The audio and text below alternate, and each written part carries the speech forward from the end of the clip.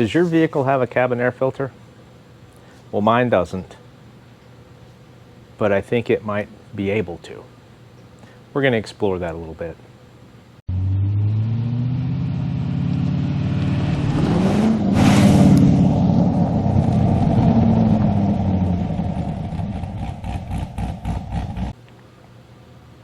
Okay, so my 08 Sierra did not come with a cabin air filter, but on some GM vehicles in my age class, it is an option.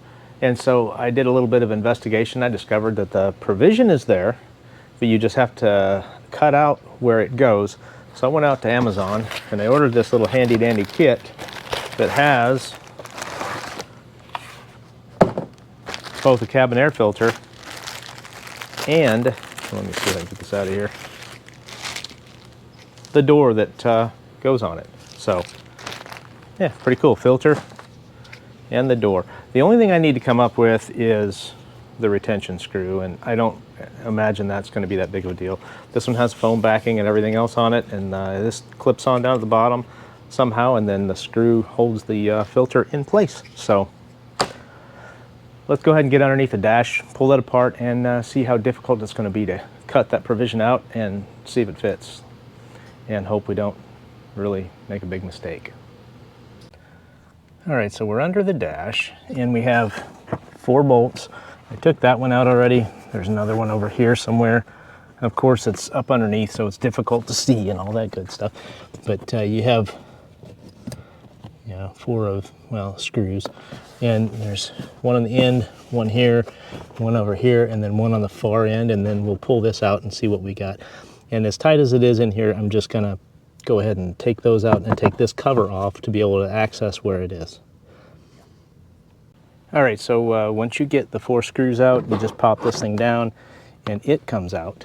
And so it comes out pretty easy. So I guess that means that to be able to figure out where this all goes is pretty easy. Now, try to get down underneath here, because this is what we have to pop out in order to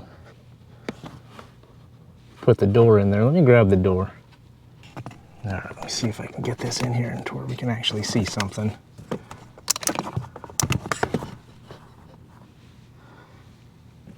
probably too bright, but we'll try. Anyway, here is the provision right here for the screw for the end of the door that's right there. And so basically this door is going to pop up in here and it's going to sit right up against there and screw in. The filter will go in, and so what we need to do is cut this out. And I think I was going to use the vibrating saw that I've got, but I think I'm just going to try to use a razor knife. And of course I can't do that with a camera in one hand and everything else, so I'll show you what it looks like when I'm done. And we're gonna hope that we're not really screwing something up, but I think we're all right. So let's see what it looks like here in a few minutes. All right, so let me see here. Where's the broken pieces and stuff? This is the piece that came out that I had to cut out. The end of it broke, and so that was kind of a bear to get that trimmed, and that was all the way in the back, and so that's the hard part for it, is to try to get that thing back in there. I got the filter slid in. It goes in. It actually fits pretty good.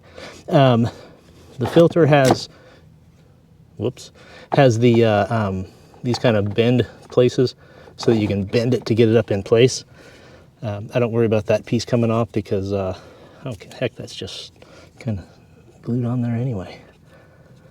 Heck, maybe that's supposed to come off. I don't know. I'm not going to worry about it. It's going to be behind the cover. So now, all I need to do is get a screw, feed it up in there, and that thing is locked in place. It actually wasn't that bad of a job.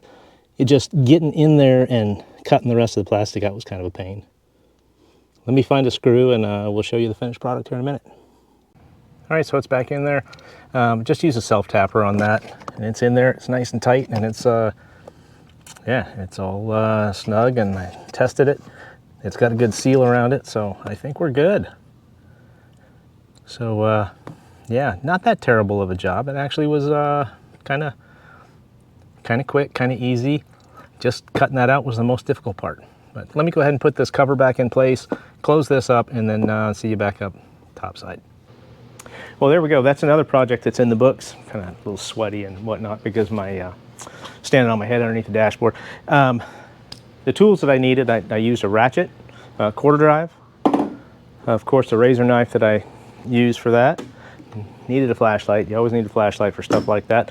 10mm socket, and this little thing I got at Harbor Freight quite a while back. First time I used it, it's one of those little thumb ratchets. Kind of a neat little deal, and getting the screws back in underneath there, this was kind of nice to have. It made it a little bit easier to do that. I think that kit cost me about 20 bucks, somewhere in that neighborhood on Amazon, and let me see, really wasn't that difficult. Just a matter of making sure that you get it cut out, and then you size it and get the filter back up in there to set, and other than that, that was it. I don't know, sorry about that. I don't know what all vehicles you may be able to do that on. A lot of GM vehicles, that's an option. If your vehicle does not have a cabin filter, but some other vehicle, some of the other ones in, maybe it's an option.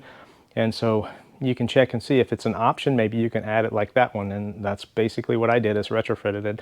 Tell you what, I'm not looking forward to pulling that cover back down to change the filter out, but I mean, it's whatever. It's not a big deal. So yeah, if you want to give it a shot, or if you've got a GM vehicle that doesn't have a cabin filter, you want to add it, check it and see, maybe that is a thing that you can do too. Really pretty easy. It took me about an hour or so, and 20 bucks and a little bit of sweat standing on my head under the dash. But other than that, that's about it.